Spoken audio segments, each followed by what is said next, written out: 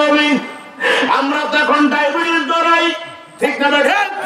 সকালবেলা ঘুমের থেকে ডায়াবেটিস ধরায়, ডায়াবেটিস ফ্যাট মোটা হয়ে গেছে, চর্বি বাইরে গেছে। আমগো ইবাদত কম হওয়ার কারণে খানা বেশি হয়েছে, আর খানা বেশি হওয়ার কারণে চর্বি বেশি হয়ে গেছে। কথা কবাগান ঠিক না বেটা? সকালবেলা নামাজ না পড়ে ঘুমের দুইটা দৌড়ায় খালি ভেবে, ঠিক বলেন? এত কষ্ট, জীবন হয়েছে নষ্ট। জীবন নষ্ট হইল নইলে যদি ঠিক মতো নামাজ আদায় করতো, ঠিক ওই আমার অন্তর মহলের মা বোনেরা গো, ও মা তোমার পায়ে হাত রাখা কই মা, দৌড়া সমস্যা নাই, তবে ফজরের নামাজটা পড়ে দৌড়াও। জোরে কি বলবেন? আল্লাহু আকবার। আমার নবীর সুন্নাত হইল ফজরের নামাজের পরে একটু হাঁটাহাঁটি করা। রহমতের বাতাস বয়, রহমতের বাতাস যার গায়ে লাগিয়া যাইব রে, তার শরীরের বিমার বালা করবেন আমার আল্লাহ। আমার নবী কামলিওয়ালা এবার যাচ্ছেন, আব্দুল্লাহ আনসারীর বাড়ির দিকে রওনা দিছে। আব্দুল্লাহ আনসারীর বাড়ির কাছে যাইছা, এবার দরজা দেখতেছে। এইবার আমার দিকে লক্ষ্য করেন, ভালো করে খেয়াল করেন। দরজা একসাথে যখন এইভাবে মিলাইবেন লেগে যায়, কথা কন ঠিক কিনা?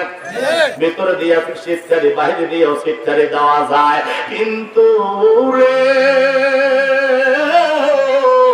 আমার নবী দেখতেছে আব্দুল্লাহ আনসারীর ঘরের দরজাটা এইভাবে আছে। আল্লাহু আকবার কইতেন না? একটার উপরে আরেকটা লাগাই না, একটু ফাঁক আছে। আমরা কই আবজায়া রাখছে, কথা কোন ঠিক না বলে?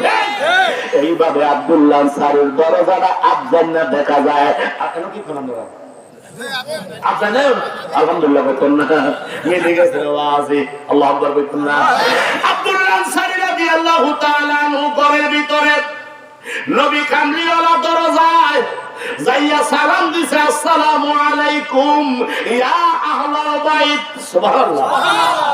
আমার নবী সালাম দিছে, একবার দিছে, ভিতর থেকে কোনো আওয়াজ নাই। দ্বিতীয়বার দিছে, ভিতর থেকে আওয়াজ নাই। তৃতীয়বার সালাম দিছে, ভিতর থেকে কোনো আওয়াজ নাই। হায়রে আমার নবী মনে এবার আস্তে করে পিছনের দিকে ব্যাক করলো। নবী আবার ওনার হুজরা মোবারকের দিকে চলে যাচ্ছে। আব্দুল্লাহ আনসারী ডাক দিয়া কয়, বিবি জীবনের সমস্ত বন্দিগি বরবাদ হইয়া যাইতেছে রে, তাড়াতাড়ি নামাজ শেষ কইরা তোমার গায়ের কাপড়টা আমারে পরাইয়া দে। আব্দুল্লাহ আনসারী ঘরের ভিতরে উলঙ্গ, ওনার বিবি নামাজ আদায় করছে। নামাজ আদায় করিয়া গর্তের ভিতরে ঢুকিয়া ওনার কাপড়টা খুলিয়া একটাই মাত্র চাদর, এক কাপড়ে দুইজন নামাজি। জোরে কি বলবেন না সুবহানাল্লাহ?